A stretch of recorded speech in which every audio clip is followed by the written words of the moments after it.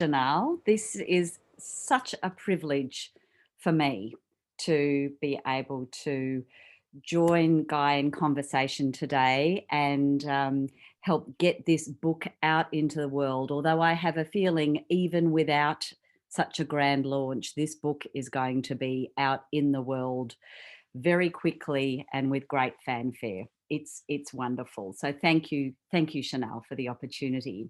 So everyone, gather round. Stock up on your cheese and bring your plates around. Stop your chit chat. Gather round.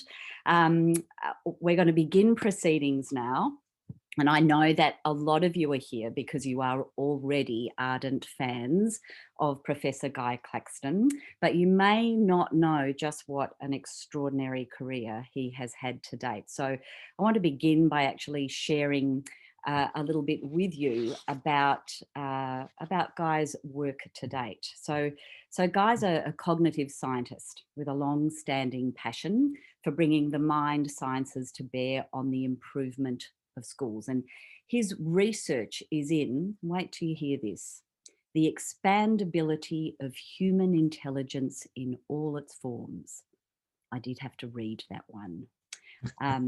Pretty impressive. Intellectual, practical, social, emotional, and spiritual. So his recent academic book is Intelligence in the Flesh, which I'm going to get you to show your current book in a moment, but I'm going to do a little bit of parading of some of the previous ones. So this one's on my bookshelf. This is incredible. And Guy's research has also impacted on education through many books that many of you will know and that I've long championed. I'm actually still waiting for my commission, Guy, but we'll talk about that later. Yeah. What's the point of school? Some of you will know that one. We'll talk about that later, Kat. Later, yeah. Building learning power, Wise Up, the challenge of lifelong learning, new kinds of smart, the Learning Power Approach series, which absolutely wonderful. So I'm just showing a few. I actually have a dedicated Guy Claxton shelf in my bookshelf, as I'm sure many of you do too. So many wonderful books. And this book that we are launching tonight, The Future of Teaching and the Myths That Hold It Back, is all about debunking the idea that traditional teaching is mandated by, in fact, Guy's area of research, cognitive science. Might be a good moment just to hold it up. It's going to be the first of many. And there it is. The reason I'm not holding it up is it hasn't made its way to me in Australia yet. But look at that. What a gorgeous cover. Thank you. It's only 4 days. It's only 4 days old, so it takes a while to get around. It does. I want to say too, as many of you know, that Guy's learning power approach has been influential in schools all over the world: Ireland, Spain, Poland, Malaysia, Singapore, New Zealand, Australia. I could go on, as well as obviously throughout his home country of the UK. Guy's a sought after international speaker, a regular keynote speaker at the famous international conferences on thinking. I believe the next one is in Johannesburg in 2022. Well, actually, immediately the next one is in Melbourne in next month, right, which was sort of kind of an emergency one because the South Africa one got bumped because of COVID. Right. So Johannesburg in 2022, and Melbourne is kind of holding the ring next month, which is fantastic. That's exciting. Guy's got an impressive list of letters after his name. He has a double first in natural sciences from Cambridge, Doctor of Philosophy in experimental psychology from Oxford. You've been a professor of the learning sciences at the University of Bristol, co-founder of the Centre for Real World Learning, I like the sound of that, at the University of Winchester, UK. You are currently visiting Professor of Education at King's College in London, Fellow of the British Psychological Society, the Academy of the Social Sciences, and the Royal Society of Arts. Guy Claxton, is there anything you haven't done or you haven't been? There are lots of things, but I'm not going to tell you what they are now. So you come to us very, very well credentialed. I'm going to be a little indulgent before I start with my searing interview, Guy, Yes. and just let people know about our connection. I actually first came across Guy's work when I was in lecturing in the Faculty of Education at the University of Melbourne. And I remember distinctly, this would have been mid-90s maybe, I remember distinctly sitting in the audience and thinking, that is the kind of academic I want to be. Someone who makes sense, who does not seem that he spends his life in an ivory tower, and who is really engaging. I actually moved on from academia about 5 years after that. So you may have contributed to me setting my sights too high for myself. But I've worked I've moved on from academia myself as well. Yeah, so this is true. Yes, yes. I just sit in my shed and have interesting conversations with lovely people. Swapped your ivory tower for a shed. I love that. Yeah, yeah. Guy and I ended up being keynote speakers at a conference in Sydney. I think it was in the early 2000s. Guy was like the headline band, and I was the support band that people come to see just while they're waiting for the headline act. And when I was giving my keynote, Guy actually hadn't arrived in the room yet. And some of you might have even been there for this moment. I'm, waxing on about inquiry-based learning, and Guy walks into the room and I get just a little starstruck. And I meant to cleverly weave in to my talk the fact that I loved Guy's work. But what came out of my mouth instead was that I love you, Guy. So that was our first interaction, and it's a good start for any. It was a good start, but it was the icebreaker for what became a delightful friendship. We've shared many a meal, many a robust conversation. I've learned a great deal from Guy. So for all of you to know, I'm going to lay my cards on the table and say this is not an objective interview. I'm a bit of a fan, but I'm going to try and ask some hard questions. So Guy, shall we get into it? Yeah. Let's do this. Let's do it. Bring it on. All right, let's get this book launched. And believe me, people, this is a book well worth getting. So congratulations. Guy, your tweet over the weekend, some people would have seen, announced that the baby was born.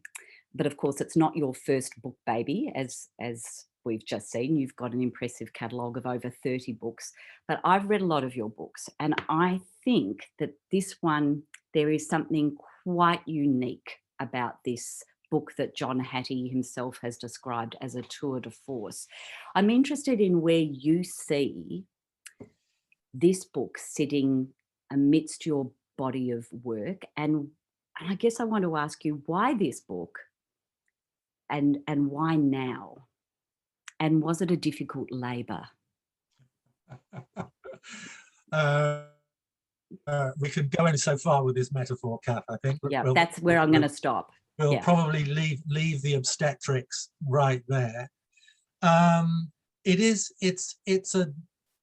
in a way going back to my more academic roots, if you like. A lot of my work recently has been like the 4 books around the learning power approach that you were kind enough to mention, have generally been what I would call advocacy. It's like I work something out that I think has some value, and then I promote it. I try and persuade other people that this might be useful and interesting for them. So that's usually my voice, rather than the balanced sort of scholarly voice.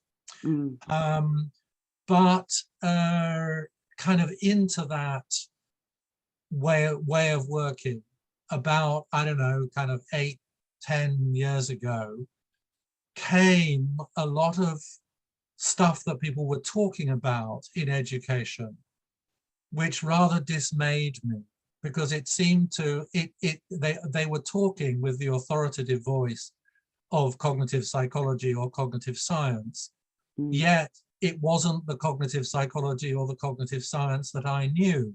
It seemed to me to be pretty simplistic, and a lot of it out of date, and a lot of it quite heavily cherry-picked. Things were being presented as if they were cut and dried and beyond question, which, from my reading of the literature, they certainly were not. So I mulled over this for some time, and then I thought, well, somebody's got to write a kind of critical review, if not a kind of sort of debunking of some of these claims that are going around in education.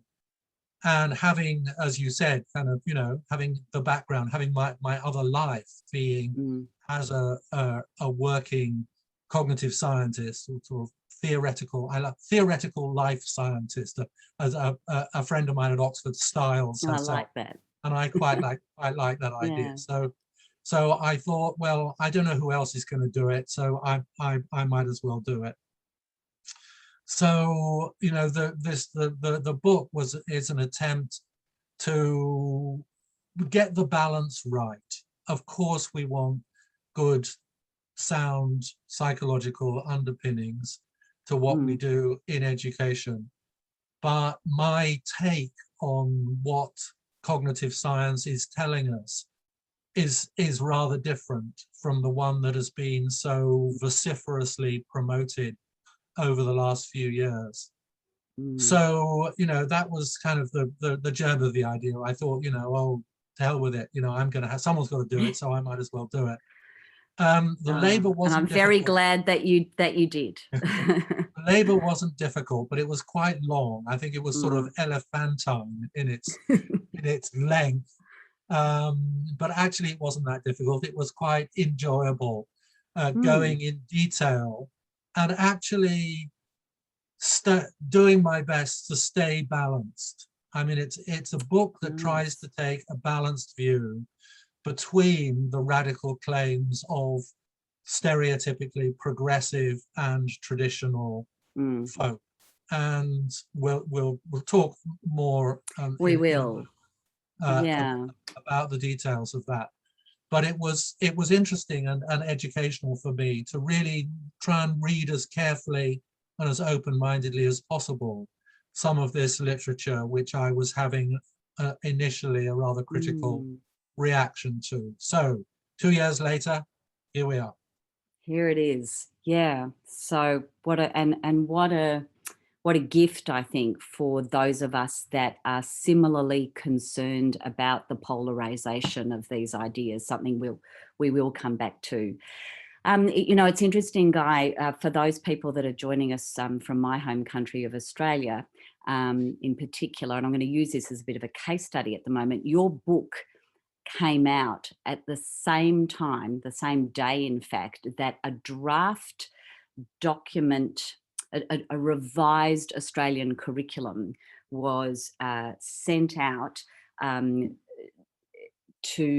as something that we could give some feedback on. And by we, I don't just mean educators, I mean any member of the public has been invited to answer the question, what should be in the curriculum? And on Saturday morning, I was scrolling through some of the responses from the members from the public, and there were some interesting things, but absolutely by far and above everything was we need to have more handwriting. The children these days lack discipline. You need to teach them discipline. They don't know their history. They need more spelling, more grammar, etc. In what I was reading was really people saying our kids need more of what we had. And I was reading it having just read your book. And I kept thinking, this is the wrong question. Well, not so much the wrong question, but we need to ask the question before what's in the curriculum. And the question is the one you raise so beautifully in the book. What is the purpose of school? And I know you consider this question of purpose to be critical to so much. So I'm wondering if you could talk to that. Why is this question of purpose so important? And I even want to ask you, I think, what do you see as the purpose of school in 2021, if that's not too grand a question for you? Well, it's a question. I'm not frightened of grand questions. I'm always fools rush in, you know. Yeah, So one of my earlier books was just called "What's the Point of School?" it was. So I have form on You this do. thing, but I think, I mean, naively, maybe idealistically, I think a lot in metaphors, and I tend not to like mechanical metaphors, but I'm going to use one. I Mhm. think, you know, school should be like a well designed set of gears, and the gear that is kind of the powerful gear that is turning all the others is the purpose. Mm, What is it that we think young people need to know, to be mm, able to do, and to be like? In mm. other words, I tend to operate with those three large pots, if you like. What knowledge are they going to need? What forms of expertise or competence are they going to need? And what sort of, and here we have an incredibly rich and tangled vocabulary to describe this Mm. third pot, because there are countries and research groups all over the planet are trying to grapple with this. What is the extra bit? Yeah. Character strengths, learning dispositions, 21st Mm. century skills, Habits of non-cognitive skills, mind. Yeah. mindset, habits of mind, whatever you like. It's all the Mm. same ballpark. Attitudes, aptitudes, beliefs, blah, blah, blah. You know, but these things, we know from the research that this part of the three-legged stool, if you like, Mm. of education is at least as important in terms of long-term beneficial outcomes for people. Yeah. So if we think, if we are our focus is not just on the near horizon, as I call it, of grades and test scores and access to a good secondary school or access to a good university or a good apprenticeship. But if we lift our eyes up beyond that to 20, 30 years down the track, what is it that people will have needed to have had in order to maximize their fulfillment and Yeah. their enjoyment and their responsible participation in life? And then, and you can't say anything about what the other gears are in this system: the gear of pedagogy, the gear of curriculum, the gear of Yeah. assessment, the Yeah. gear of professional development, the gear of leadership. All of those exist to support the turning of the fundamental gear of what is it that Of purpose. what is it that Mm. we're trying to achieve. And Mm. most jurisdictions are not doing the job of lifting their eyes up beyond, you know, as one English minister of education said, you know, the point of education is to get more poor kids to Oxford. Right now, Wow. that's a valuable goal, but I don't Mm. think Oxford is ever going to be big enough to get all the poor kids or all the Mm. kids in the UK to be able to cope with them. Mm. So that's one ambition. But what are all the others? There are lots of other things that people who don't want to go to Oxford, who don't have the background and the social advantages that would help them get to Yeah. Oxford or the University of Melbourne or Harvard or wherever else. So I think we need to start from that bigger picture. We're preparing kids for life, not just, we're supporting parents in preparing their children to flourish in life, rather than just jumping the next hoop to get to Yeah. the next stage of education. And in Yeah. Australia, you talked about the Australian curriculum, Kath, Mm. and Mm.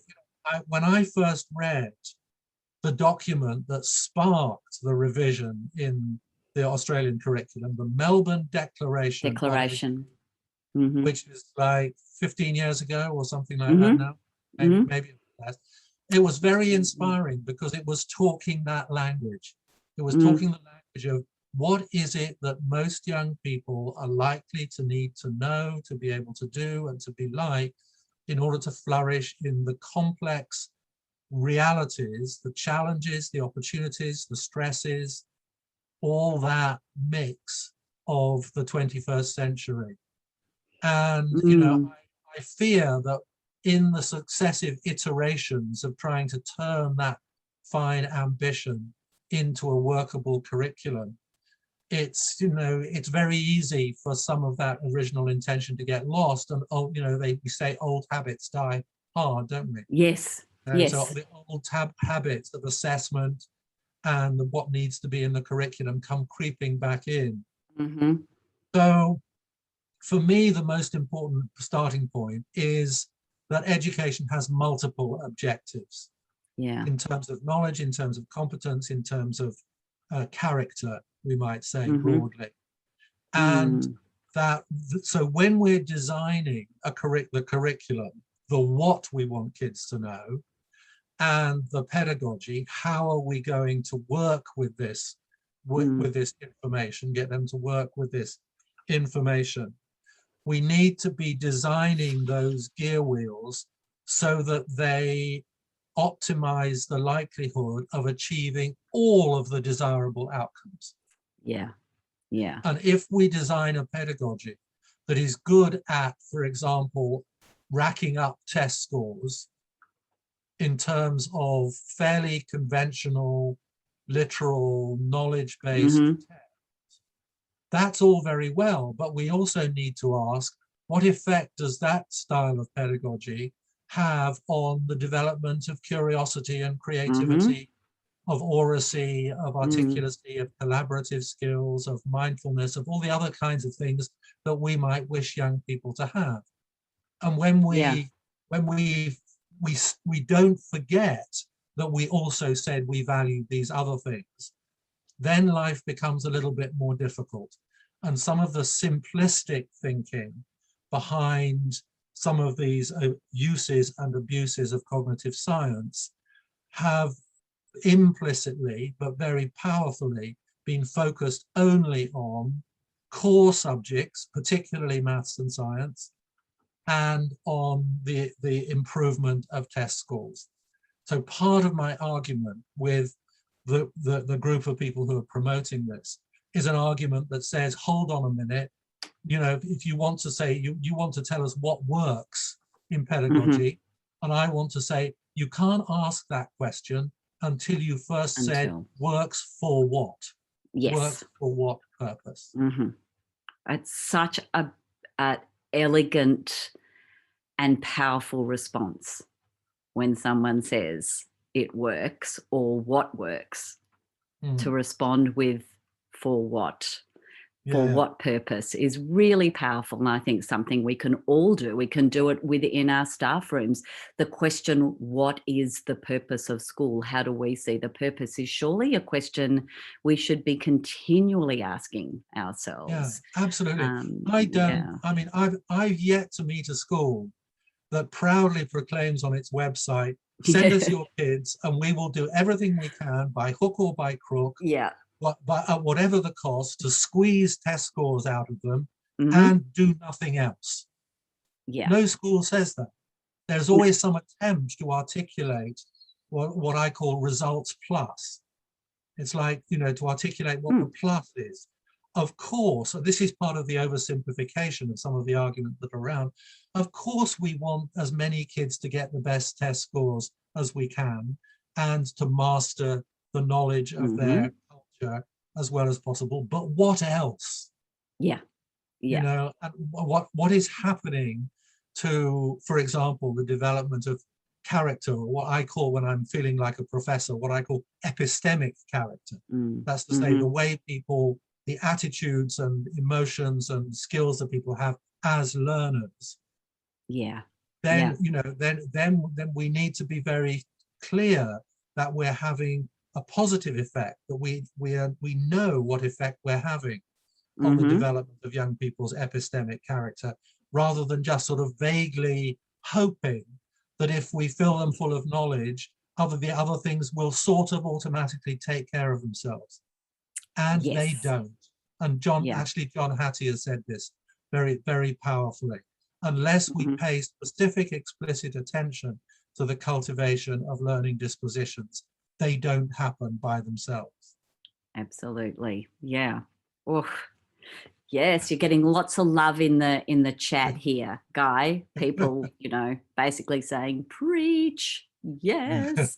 And yeah, schools should include that in their vision and mission. And Becky's picked up, your dear friend Becky Carlson has picked up a line that I also heard, that my ears pricked up too, when you said in partner, we are supporting parents too, so that we recognize this is the work of the community. This is the work not just of schools. This is the work of all of us, and our responsibility to young people. Yeah, absolutely. Whereas if you operate in the traditional, the near horizon world, which often becomes very technical, and it's all about ATAR scores or A levels or di-da, and the curriculum is very esoteric as far as many parents are concerned. It's like they are as bemused as their children about why their children need to know all the things, why they need to be able to tell the difference between an igneous and a metamorphic rock. It's like some people may need to know how to do that, but I'm not sure that it's everybody needs to know how to do that. So, parents get a bit bemused and therefore a bit alienated from the education system. Whereas if we start from what do we think all our kids are likely to need to possess in order to flourish, given that they're going to be incredibly diverse and that they're all make their livings in an enormous range of different ways. Is there a trunk of knowledge and expertise and character that all of them, to our best guess, would benefit from having? Once you start talking that language, then that becomes a bit more inclusive for parents and families and carers, doesn't it? Absolutely. Yes. Yeah. Thank you, Guy. A lovely, comprehensive response. Now, anybody who is aware of my work will be waiting for the moment where I ask you about inquiry-based learning. And because I'm the interviewer, I get to ask a question about the thing that I'm passionate about, but it also features strongly in your book amongst the other expressions of what we might think of as more progressive learning. So I'm not going rogue here. It is part of your work. So I guess I want to suggest that one of the most frustrating aspects of the work that I've been involved in, and many others over the years, is this persistent framing of pedagogies like inquiry, whatever you want to call it, constructivism, discovery, the framing of those things as in direct opposition to direct instruction and its close relation, a knowledge-rich curriculum. In your book, you use the acronym, I think, DIKR. Yeah, is that right? The yes, people. The Dicker. I was actually thinking if you'd done DIRK, we could just refer to Dirk. But it doesn't work anyway. So we've got the DIKR acronym, Direct Instruction, Knowledge Rich Curriculum. You describe this so beautifully, what I'm talking about as a kind of as a Punch and Judy show. I think it's really apt. In fact, there was an article in one of our journals here that I just contributed to, and what I was trying to say in that article was actually, let's not oversimplify this. It's not really this versus this, but what's the heading of the article? inquiry versus explicit instruction. And even the use of that word explicit's frustrating, because the teachers that I know that work in more inquiry-based ways are amongst the most explicit teachers I know. But anyway, it felt like they were kind of announcing a heavyweight boxing match. You tackle in this book, and it's why I really want to encourage people to read it. You tackle the sort of simplistic assumptions made both about direct instruction and knowledge-rich curriculum and inquiry, and you tackle the broader issue of the sort of framing as in a battle. And you do it with precision, you do it with insight. So I want to thank you for that.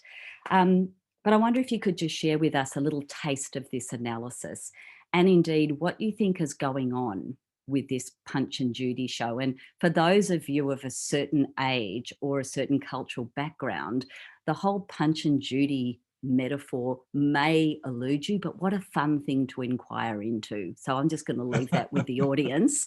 I do know what you're talking about, so I don't know if that's a good or bad thing. Tell us about Punch and Judy, Guy, Well, not about them actually, but about that in relation to progressive and traditional methods. Well, one of the working titles for the book was something about the future of education beyond the Punch and Judy show. It's a children's entertainment in which puppets beat the hell out of each other, basically. And there's a male puppet and a female puppet. That my publisher talked me out of so wrong on two very good grounds. One, that it was culturally very specific and local. On the other, that it might be seen as encouraging domestic violence. So I thought on good balance, call. It was probably a good idea not to put it in too high. But the thing about this polarization, which has been around for quite a while between traditional and progressive, is something that has always irritated me. It's like there were lots of seemingly very intelligent and well-educated people who didn't seem able to count beyond two when it came to thinking about different kinds of teaching or different kinds of education.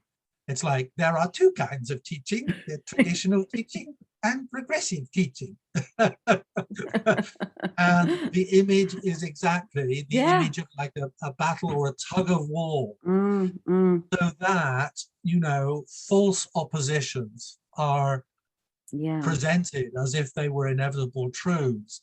So that if, and I've had this, and I'm sure you've had this, so that if you express an interest in thinking and talking about the process of learning, for example, learning as a craft, learning as a skill, learning is something that people can get better at, or learning to learn, or start using that kind of language. People, some of the more sort of extreme dicker people say, aha, therefore that means you no longer care about Shakespeare and algebra and the gold rush. You don't care about knowledge. And the periodic table. You don't care about knowledge. And it's like, hold on a minute. Yes, Where do I really have to buy into this? So I have a very kind of simple image which replaces the tug of war or the battle cry image for me, which is of learning let's take it in any classroom. I think learning of three different kinds is going on simultaneously. They're like layers of flow in a river. There's the knowledge is being transferred and accumulated, expertise is being developed, and habits of mind are being slowly cultivated. And all of these things are happening simultaneously, like at different levels. They're sort of, you know, flowing through the river. There it is. Oh, right. There's your beautiful river metaphor. Which was actually drawn for me by my good friend Becky and her husband. There you go. It's lovely. Thank you. Just Thank exactly, you, and it describes it beautifully. Yeah. And these learning characteristics, things like curiosity, creativity, determination, growth mindset, all that stuff, I think of as it's like the big fish down the bottom of the river. And I don't know if you've ever had this experience of like walking in the countryside with a friend and leaning over a bridge and looking down at a river. And your friend says, hey, look, there's some really big fish down there. And you can't for the life of you see them because you can't see beyond the surface in my metaphor of the knowledge. And then the skills are a little bit lower down in the river. It takes a while to adjust your vision so that you can see the big fish and keep your attention on those big fish. And I think part of 21st century pedagogy is keeping our eye on the big fish down the bottom of the river. Those dispositions which underpin success in life more. I mean, very broadly is another very broad generalization. Those precious qualifications get you through certain important gateways in your life. They get you through a gateway to the University of Melbourne or wherever. But once you're through those gateways, the extent to which you prosper is much better predicted by your determination, your independence, your ability to self-evaluate, and so on. So it's not either or. You know, we need to help youngsters to get the keys to the gates, but not by neglecting what's going on down the bottom of the river. So this part of this simplistic, the way the debate is set up, misrepresents the potential of the classroom.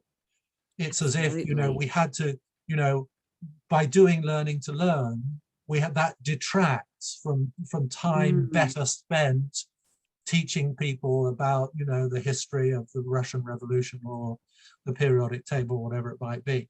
And it's just not like that, you know, certainly, you know, not in my experience.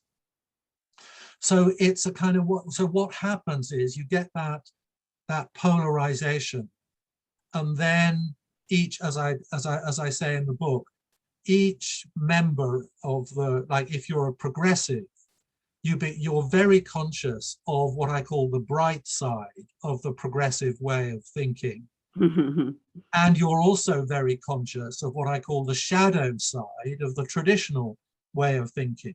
So if I'm a progressive, I'm all in favor of things. I'm looking at a little table here, which is in the book.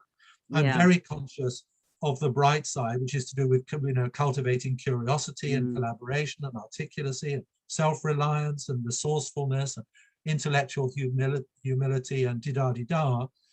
But if I'm in that oppositional mode, I'm also very conscious of the shadow side of what the traditionalists have to say. You know, that you might be turning out people who are dependent and unimaginative and only interested in the truth of little facts, and who are credulous and extrinsically motivated, only worried about grades, or who might, in the case of certain British politicians of note at the moment, come out of your high quality education rather glib and smug and disputatious and arrogant. You know, whereas if I'm a traditionalist, I'm very conscious of the need for knowledge, for helping young people learn how to be studious, to be industrious, to be disciplined, to be conscientious, to learn how to sort things out on their own. And then when I turn and cast my eyes on the progressives, what do I see? It's their shadow side. It's kind of a flaky, self-indulgent, undisciplined, irresponsible, feral children. It's like Lord of the Flies all over again.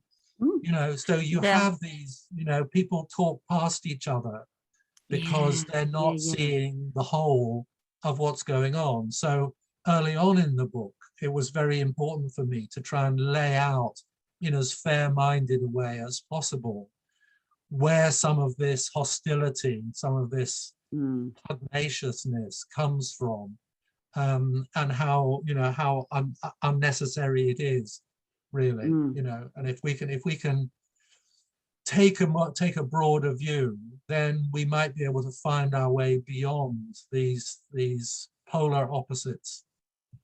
Absolutely. I think I found that part of the book so illuminating, Guy. I think this notion of the shadow side of the work that we do, and being able to kind of do that 360 around our work and say, yes, of course I'm cultivating curiosity and And I remember someone saying to me, once, that there's a kind of, there's the other side of even the buzzword of the moment, which is agency. And yay, of course we want kids that have strong agency, but the shadow side of that can be a kind of sense of entitlement. Many of us have seen that, where there's almost this sense of, I get to do what I want to do because I want to do it, and I'm full of agency. Now, calm down, everybody. Sure. I know that's not what agency really means, but Yeah. I think it's that lovely thing that you do in that section where it's, let's appreciate and understand both the strengths and the challenges and potential weaknesses of all our approaches. I think, as some people know, I've been referring a lot this year to that beautiful Rumi poem, and I think you do this proud, this notion of, between the right doing and the wrong doing, there is a field beyond. I'll meet you there. I'll meet you there. Yeah, Exactly. and you help us do that in this book. I think you help us find a way, should we wish to meet there. I'm wondering why there's sometimes even a resistance to do that, and not that we have to get into too much psychoanalysis, but why don't we? Yeah. Why? Why don't we? Why the resistance? Bit, why think, the because, yeah? Because once you're in that combative mode, then, and I've read this one of the books that I critique in the Future of Teaching does this very explicitly. Once you're in that combative mode, then any idea that there might be some kind of fruitful middle ground can only be construed as as compromising on your fundamental integrity. Yeah. Right. It's like, it's the thin end of the wedge. Right. But it only looks that way when you're battle drawn. If you're not plugged in to those two extreme mindsets, then, as I think is the case, the middle ground of teaching is precisely where all the interesting things are happening, where people are doing some, it's neither just exploring nor just explaining. Yes. There's a bit of explaining, there's a bit of framing. I mean, all your work, Kath, is about how to do inquiry learning well, and how sophisticated it is to construct good inquiries of various kinds. And so, I acknowledge, and I think it's very important to do so, that there have been all kinds of shallow oppositions and excesses on the progressive sides as well. Absolutely. They've had their caricatures of the traditionalists, and there's been lots of simple stuff, but we don't want to live at those two extremes, even progressive and liberal-minded parents want some self-regulation in their children, some discipline, some boundaries, some things that are not up for discussion. So it's all a matter of, but it's like life gets more complicated when you start not inhabiting the worlds of right and wrong, but the worlds of balance and contingency and timing and interplay and so on, but that's, as far as I'm concerned, that's the real world. Yeah. Real world where you explain, and I would say, but the best teachers that we work with, that's what you see. I think the kind of Punch and Judy show thing is often something that's not really happening. I don't feel like it's happening in school so much as at a level or a place beside that. But while we all know, yes, or not, what am I saying? Not while we all know, we're in agreement that middle ground or that field beyond is beyond where we want to be. The fact that the polarization is so pronounced, I think there are dangers there, because the danger seems to me to be that this, and I don't have this in my questions, but I'm just going to say this affects policy. So we see this in, I'm going to say that the same kind of warring, and the word is used, the reading wars, you know, Yeah, the and culture. the kind of appropriation of the word science, the science of reading, versus what's now seen as a derogatory term, balanced literacy. And yet again, this to me seems to be another false dichotomy. But and okay, if teachers get that, of course we are more complex and nuanced than that, it still has this very fierce impact on policy decisions, which Yeah. then leave teachers in a really difficult position. And I think that's partly the language we use, you know, evidence-based, data-driven, what works, what doesn't work, and of course, science. As soon as you Yeah. use the word the science of, or the phrase the science of, it's like the trump card, isn't it? It's like, but the science says, the evidence is, or even research. I mean, can we say research says, or this is what works? You're a scientist, Guy. Tell us. I think I think you're right. I just want to pick up on one point in there, Kath, which is, you know, these polarizations exist much more at the level of rhetoric than they do There in it is. an awful lot of schools. Yeah. And you're right that at the level of rhetoric, they can do damage when they're turned into policy. When Politics and policy is policy. driven by those rhetorical positions, as they have been for the last few years in my country, for example. Meanwhile, you know, I think I say somewhere in the book a rather sort of fruity metaphor, you know, whilst the rhetorical shells are whistling overhead, most classrooms and most teachers are, you know, trying to get on with the kinds of small scale innovations that they know, or they believe, or they sense are appropriate for the goals that they're trying to pursue with the children that they have in front of them. So these exaggerations are largely rhetorical, but you're quite right that they do impact, and they particularly impact on teachers' sense of their professional discretion to operate in that sort of mixed territory in the classroom. And it undermines teachers' confidence when they're told with such loud, authoritative, science-backed voices that there are only two kinds of teaching. One which is right, which conforms to the fundamental nature of the mind, which is called direct instruction, and anything which isn't that is wrong and doesn't work, and is to be abhorred and is the cause of most of the evils in our society. Yeah.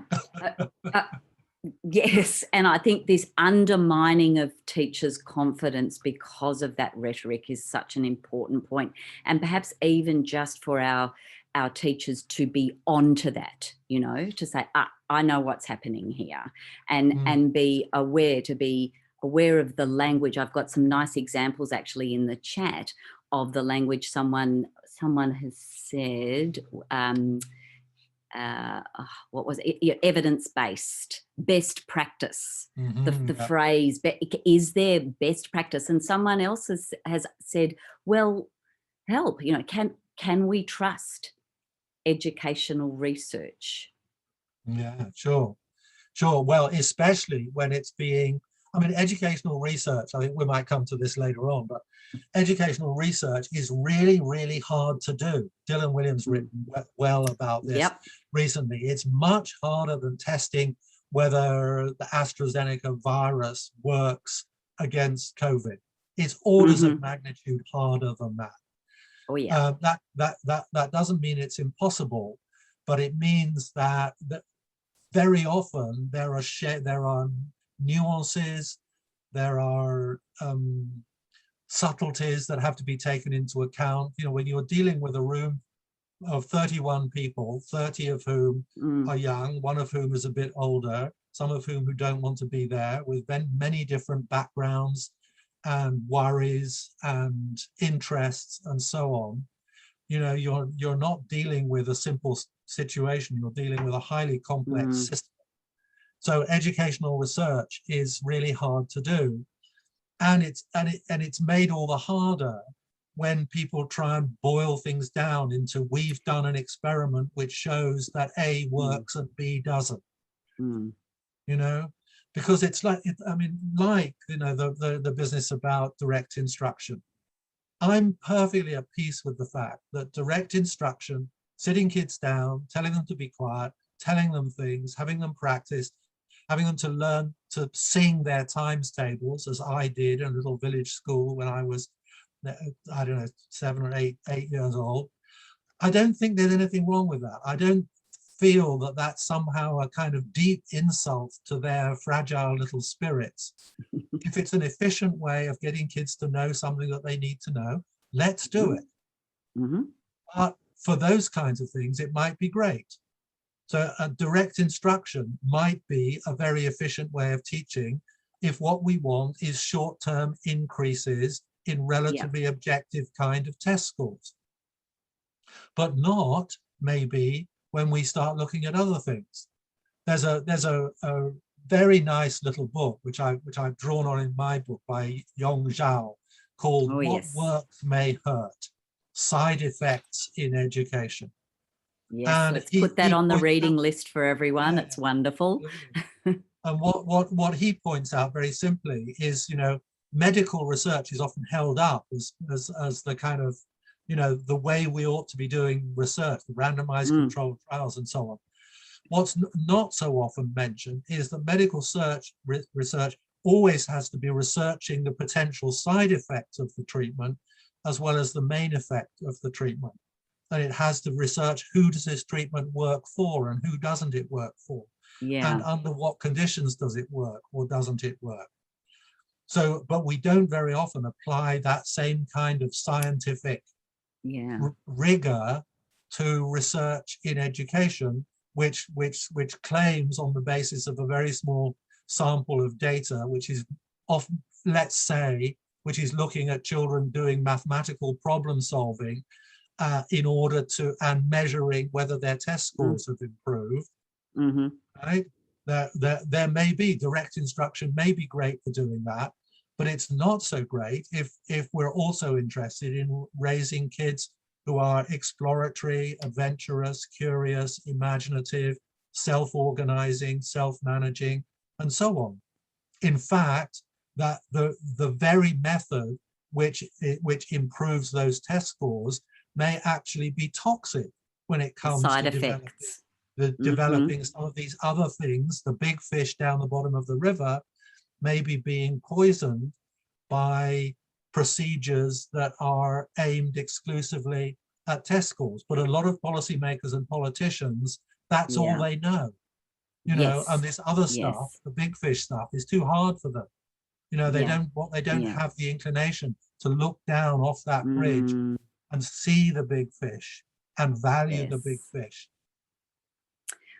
And I'm seeing in the chat here what my sort of heart is really telling me right now, that we've got such an incredible community of teachers that know this, these people are working with those diverse groups of learners every day. They know this, they see the side effects of NAPLAN, for example. So people are writing here about teacher agency and I guess the need for us to maintain our sense of confidence, competence, agency, to kind of feel that we can have a voice in these conversations. And I'm not sure what I'm suggesting. I guess I just feel like the teacher, this knowledge from the day-to-day work that so many great teachers do does not have enough of a forum, and that those teacher voices are not heard. I was going to ask you this at the end, but I feel like given what's going on here in the chat, I feel like let's ask this now. How do we invite these thoughtful, informed teachers into this conversation broadly to kind of, you know, pack up the Punch and Judy show and shove it in the props department, never to be brought out again? Yes, I mean, I think it's a really important question, and I think on the whole, as a very broad generalization, education is a rather insecure profession. I think often where it's like, you know, we feel, because we work in a complex environment, you know, and we're aware of that complexity, and we're aware of the multiple goals and all the things that are going on and different children. It's very difficult to have hard and fast rules, and unless you impose or strategically neglect all that legitimate complexity, all that real complexity that's going on. So I think teachers are, and I say this not in any kind of blamey way or what have you, are vulnerable. It's like we're looking for things that give us reassurance, that we think we can trust, that give us a kind of solid epistemological foundation to what we're doing.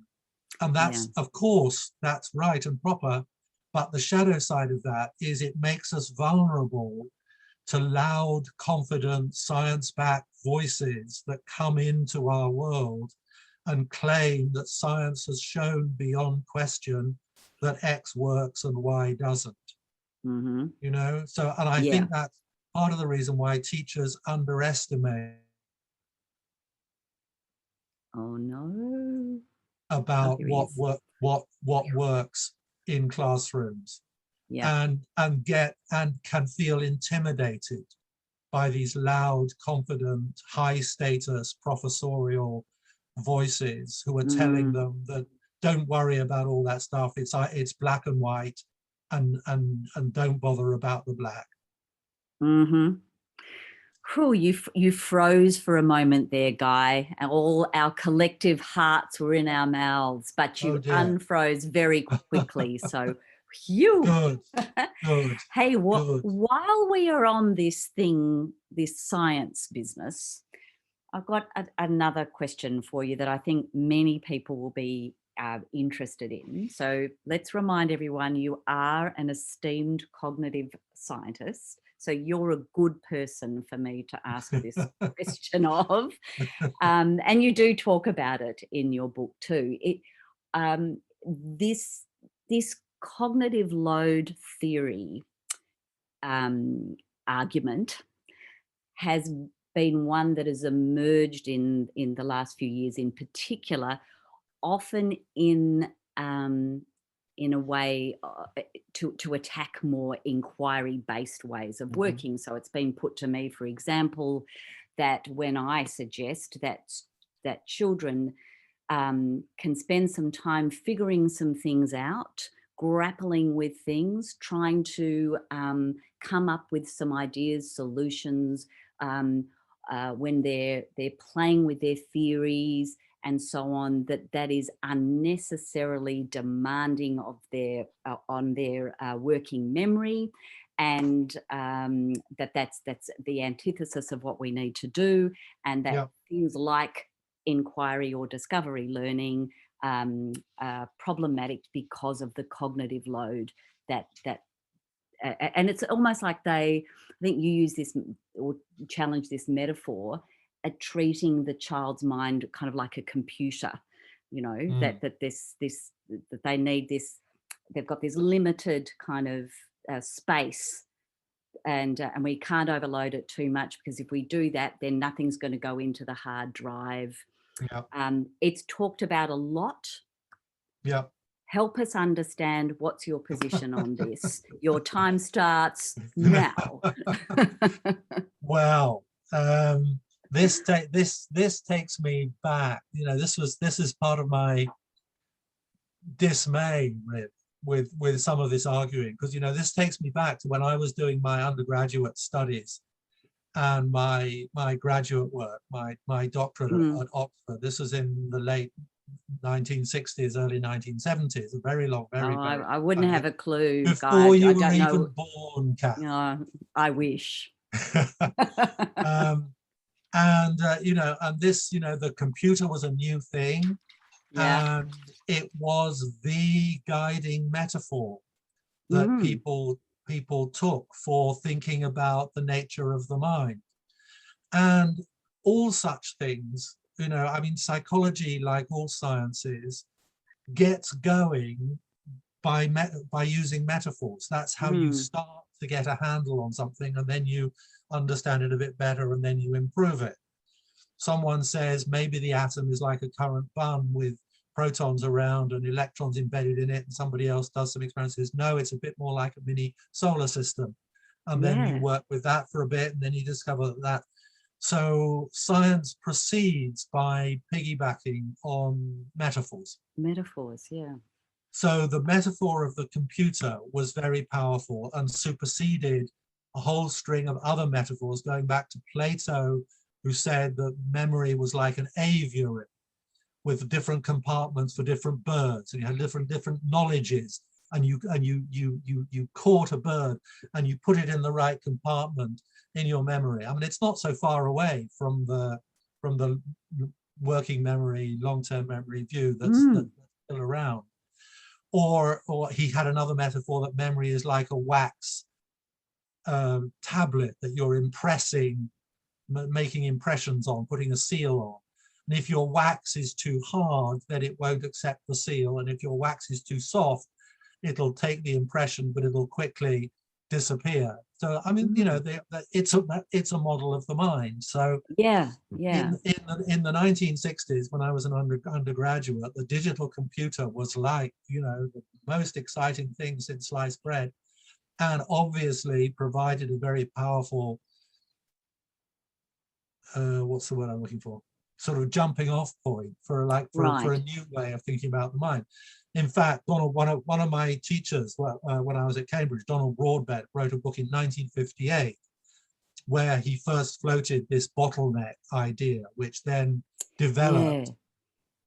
A young colleague of his called Alan Baddeley then developed that idea, and they wrote a paper in 1974, Baddeley and Hitch. 1967, I think, Atkinson and Schifrin was the first model of short-term memory and long-term memory. So I was swimming, this was the world that I was swimming in. But even, you know, one of the fathers of cognitive psychology, a man called Ulrich Neisser, whose books we were all reading back then, even in the 1970s, he started to say, hold on a minute. These models, these simplistic models where you draw boxes and then you put arrows between them. It's like, I don't think if you take the top off someone's skull and look inside, I don't think you're going to see any boxes. Yeah. And he was poking fun in 1978, I think, at what he called boxology. You know, the idea that, you know, it's all metaphors, it's graphics, right? Yeah. Even the idea, which, you know, some of the Dicker people are very fond of, is talking about the fundamental architecture of cognition, phrase that they use a lot. So that's another metaphor, isn't it? It's like architecture. Yes. What does architecture make you think of? The Parthenon. Right? Something kind of solid, something a solid, big, immovable structure. Exactly. Right. Yeah. Made out of marble, preferably. And it stays there for a very long time. And you can go and see it in Athens, and it's still there, and it hasn't changed since it was built. Right? And this architecture was discovered, not a theory was proposed or a metaphor was explored, but this architecture was discovered back in 1967, and nothing of any interest has happened since then. Wow. Right? So this is the model. In fact, it's interesting, in one of Daniel Willingham books, he draws a little, you know, the little stereotype model of short-term memory and long-term memory, and underneath he writes, just about the simplest model of the mind you could possibly have. And I want to write underneath that, you know, that famous quote from Einstein, we should try to make things as simple as possible, but not more so. And the trouble with that image of the mind, the long-term, the working memory and the long-term memory, Or translate that into computer terms, you have your RAM and your central processor, which is somehow the short-term, somehow the working memory, and then you have your hard drive, and they're physically different, and they're in different places, and things do indeed get electronically shuttled backwards and forwards, like packages on a conveyor belt, right? Even storage, the idea that memory is a store, is a metaphor. Yeah. Right?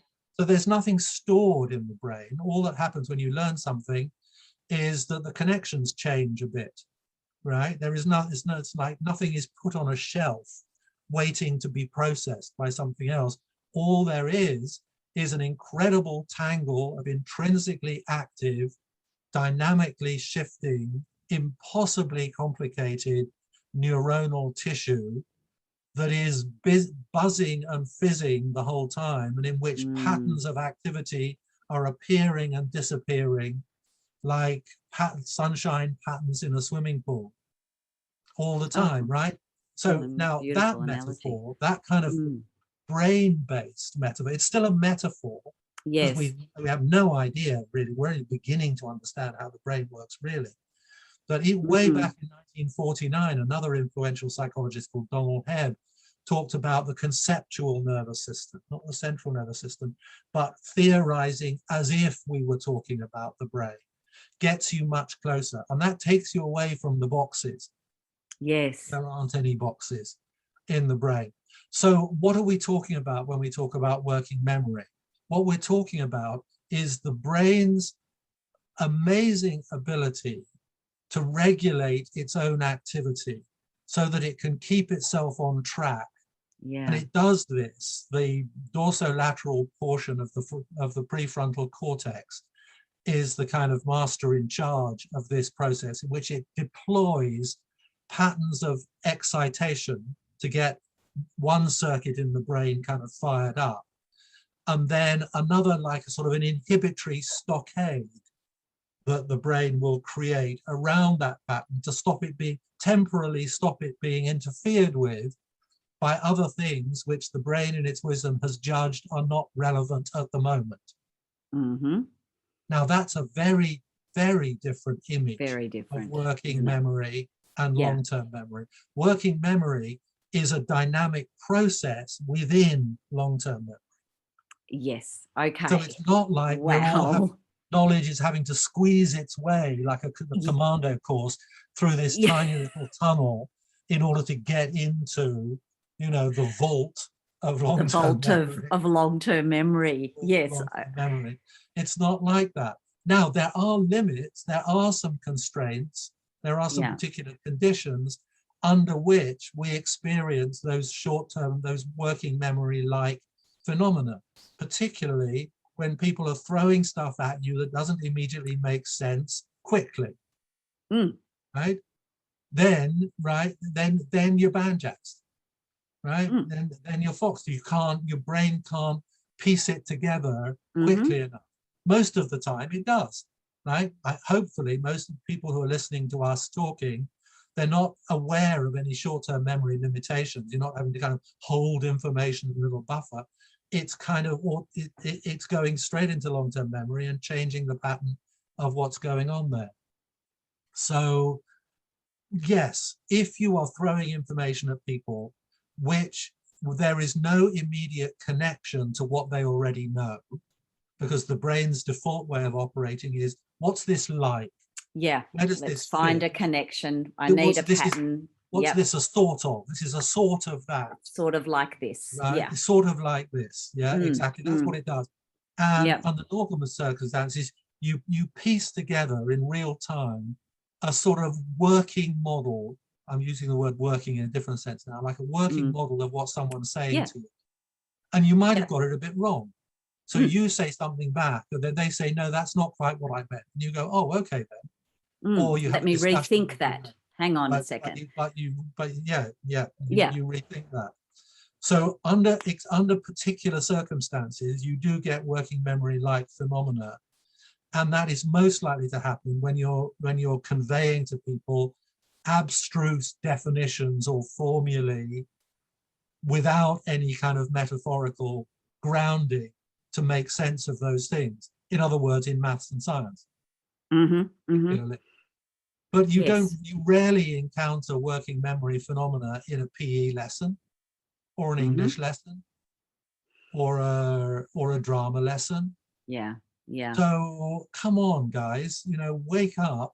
There's more to education than committing to memory abstruse formulae in science and maths. Yet it seems as if somehow that's become the prototype for thinking about the whole of education, and I don't buy it. How are we going, everyone? I'm there. You should see this. You just got a well said, Guy, and I don't buy it either, and love it. So there's some lovely comments here. Do you know this is a part of your book that I have read, but I want to go back and read it again. I think this is really important for us because so much of what you're saying in terms of understanding this nuanced and more complex way of thinking about learning, it's going to help us understand and design stronger learning experiences for our students, which is what we are in the business of doing. We are, to use your phrase, we're in the business of designing for learning. And so the more that we can understand and play, and we need time to do this, don't we, teachers? Time to actually delve in and not be sold. Yes, as you say, there's a big difference between simple and simplistic, and not be sold simplistic kind of blackline master type thinking about something as profound as this issue of memory, because and learning. So this is a lifelong inquiry, a career long inquiry for all of us. But absolutely, but also we need to be, you know, if we're going to be concerned with the big fish, then we need then our pedagogy has to embrace a sense of what kind of culture are we creating. Let's see what my hands are doing. They're creating a kind of crucible. Yeah, or it's like or an incubator. The bowl, an incubator. That's nice. Because you don't develop a growth mindset by having some cheesy posters stuck up on your classroom wall, right? They don't do it. What develops a growth mindset is by being in an atmosphere where it's safe to be a learner. That is, it's safe to struggle, to grapple, to imagine, to wonder, to be half-baked, to experiment, to discuss, to change your mind. To play. And to play with ideas, play with possibilities, in the share context, your theories. Of all of that. So our first responsibility is to create that zone of psychological safety, not because we're warm, caring individuals, but because by doing that, we make learning possible, right? Then we populate that, we inhabit that space in which people find their mistakes interesting or amusing rather than shaming. We populate that with interesting, engaging, and challenging issues and problems. Some of those might be understanding what was going on in the Tudor court in 16th century England. Some of them might be what's happening with the water pollution in your local community, right? But our job is to be like mind coaches, like sports coaches. To make people want to put in the effort, which stretches their brains, which expands their mental and epistemic capacity. That's our job. And that's the point of inquiry learning, I think. Oh yeah, it certainly is. You know, I was thinking no, it's not about just off you go, kids. What would you like to find out? Oh, ponies? Sure, off you go. Roomfuls of happy, busy children. It's like, you know, I've come across primary school teachers who think that if you've got a room full of happy, busy children, That's it. You've done your job. I'm sorry, I've got bad news for you. You can have a room full of happy, busy children who aren't learning anything, or certainly aren't learning anything of fundamental value. Yeah. Yeah. So we have to keep our mind. That's why I'm back to the purpose again, aren't I?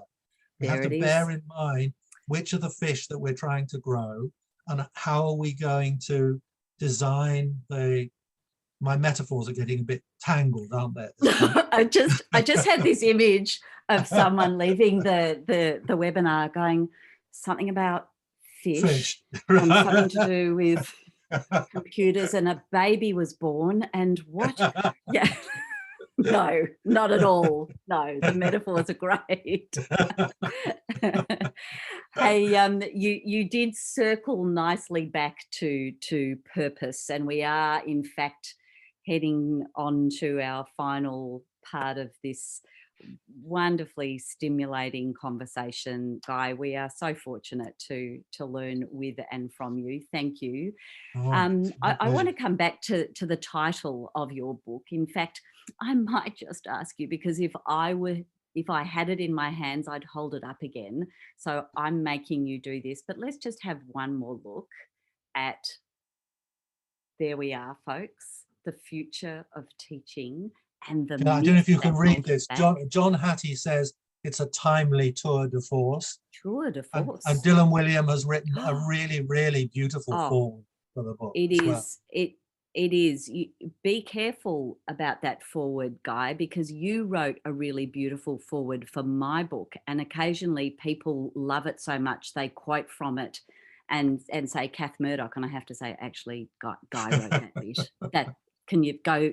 So but Dylan did it. The foreword alone is a thing of beauty. It's so well written, and I love that in your book there are moments where you take some of the things that Dylan has said to task. He does the same thing. You have this wonderful respect for each other's work, and you think together, even looking at things slightly differently. It's such a great example of meeting in that field beyond. So thank you for that. Yeah. We got Dylan and I go back a long way. Yes, so I hear. Guy, I wonder if we can return to the title of your book, which is, of course, The Future of Teaching, a somewhat bold title, in fact.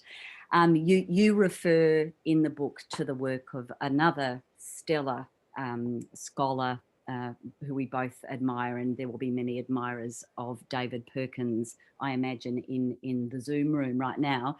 Another one of my favourite books is his book Future Wise, which you also refer to in yours. And in that book, he calls for what he describes as life-worthy knowledge. And you've got, and I want to draw people's attention to this, in your book, you bring also some really powerful examples of what you would consider, you work with his ideas a bit, you add some of your own about, okay, this is what we might think of as important for students in the 21st century to learn. Like many of the people that are probably listening right now, I have spoken to many children over the years and asked them that question. What do you think is important for you to learn? And I've had 9-10-year-olds give me the best curriculum, that far exceeds anything that I've seen at system level. So I guess I'm wondering, you could possibly share with us some of your ideas about the future of education, and this idea, perhaps picking up on this life-worthy knowledge. What is it? I think I asked you earlier, but what is it that if you were to design a curriculum that you would hope to see in it? We've got lots of people here in schools doing exactly this, looking at what should be, what might they map into the future? Yeah, I mean, a part of what I think is needed is absolutely, Kath, you're absolutely right, is like a fresh, let's go back to the drawing board and say, like the way Dave Perkins puts it, what is it that most young people are likely to need to know in the lives that they're likely to live? We can't say anything more definite than that. Okay. Yes, true. Right? Yeah. But if you go back and start from that question, you know, he comes up with an A to Z of topics. As you say, I've kind of tweaked it a bit. Yes, So, great. you know, so I think there's a good case for just trying to find the right bit of paper where I've written my notes down on this. I've lost it for the moment. We've got a never few mind. people. Never mind. People perhaps sharing in the chat. David's talking about the absolute importance of communication.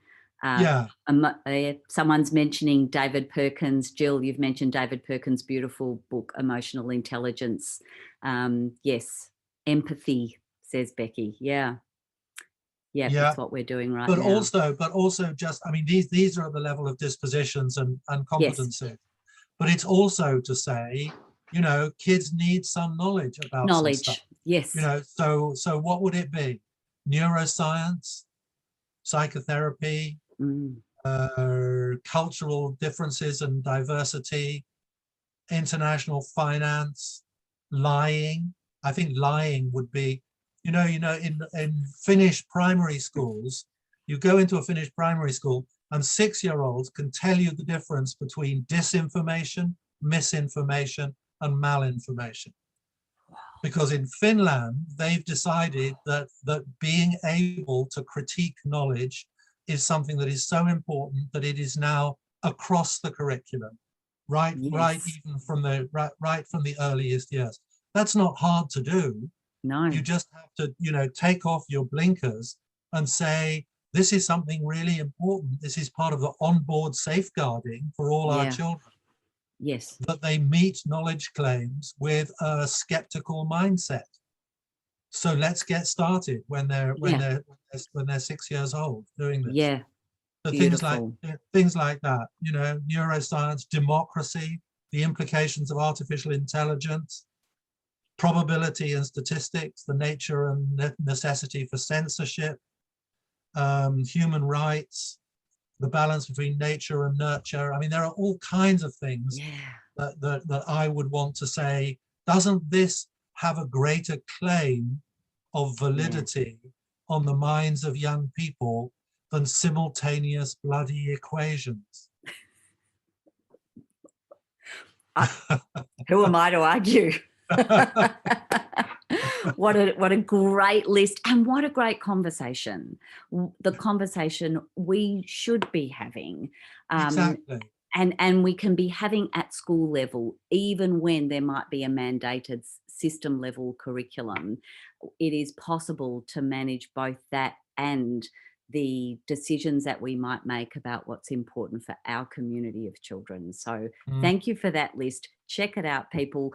Play with your own, chat about it. It's such a wonderful, creative conversation to have. Yeah, that's exactly what I did. I read Dave Perkins' A to Z, and I thought, oh, what would my A to Z be? So that's what ended up in the book. Now, Guy, we have only 6 minutes remaining, and I just wanted to quickly get to what I'm thinking of as the game show moment to end our conversation. I'm now going to be a game show host, and I'm copying James Mannion because he did this with you on a podcast, but I'm going to be even bossier than James and say that it absolutely is a quick fire round. And you have to give, you know, if you don't give a quick answer, the trapdoor opens and you get swallowed up by it. And that would be a terrible way to end things. So let's see if we can do this. I'm going to give you a claim, a deliberately controversial claim, and you are going to respond to it. Are we ready? Hands on the buzzers. All right, here we go. All right. Research can tell us what works in teaching. No, it can't, not until you've specified what you're teaching for. You have to know a lot. You have to know a lot before you can actually think about something. Nonsense. The brain isn't designed that way. We learn by thinking, we learn by discussing, we learn by refining what we already know. The idea that somehow or other thinking is something you can only do when you're an expert is just, it just doesn't compute. Progressive teachers don't tell, explain, or instruct. Of course they do. I mean, you could be a complete, say, I don't know, nothing, do whatever you like, and create a completely purposeless environment. But I don't know anybody who's ever done that. Of course, you know your kids. You frame, you entice, you scaffold, you open up time for exploration, and then you bring it back a bit. But what you do is often, as the research shows, allow some time for exploration before you dive in with your explanation. Yeah, beautiful. Weave the two together. Come on, think beyond your black and white. Yes, which leads me to, there are only two kinds of teaching: direct instruction, discovery. There are actually three kinds of teaching. Direct instruction and pure discovery don't exist. So numbers 1 and 2 are actually figments of people's imagination. And the third kind of teaching is called real teaching, which is some interesting, evolving blend of a whole lot of different ways of being useful to children. Oh, well done. Was You that it? get pick of the board. Did I pass? Yeah, you did. I'm not going to promise you a new car, but Sure. but I tell you what, Guy, I think I could safely promise you a few sales of your book. And not that this has been a spruiking time, but it has been a genuine opportunity for me, which I've been so privileged to do, to really hear more from you about a book that I read cover to cover as soon as I got it. And I know I'm going to go back to it. It's going to be one of those ones, everyone's got a few on their bookshelf that have post-it notes and, and I think this book is going to be one of those for me. I just want to say thank you, not just for this book, but thank you for the contribution that you continue to make to our field. Thank you for your clarity, your humour. A lot of people have said, I just love the way Guy explains things. And I remember that exact feeling when I first heard you speak. And it's been such a delight to hear it all again. You've challenged us, which is just what we need. I hope you've opened up many conversations to be had by teachers in schools. You have demonstrated in this book, I think, a fair bit of courage. And I hope that courage is infectious. I hope we can be, as David White says, let's all be half a shade braver in our work and see what happens. Thank you so much for your time. I'm going to invite everybody here in the Zoom room to metaphorically, although in my case, not so metaphorically, we are going to, it's water, just so everyone knows it's water. We are both raising a glass, or we're smashing the champagne bottle against the side of the ship, or we're cutting the ribbon. But what we are doing is we are launching your wonderful book into the world with gratitude. Thank you, Guy. Yay. Well, thank you, Kath, and thank you, Chanel, for this opportunity. Oh, thank you. Thank you, Kath. That was just brilliant. And Guy, the chat, Twitter, everything's going haywire. So congratulations. This is water too, but what the hell. Okay, enjoy your champagne.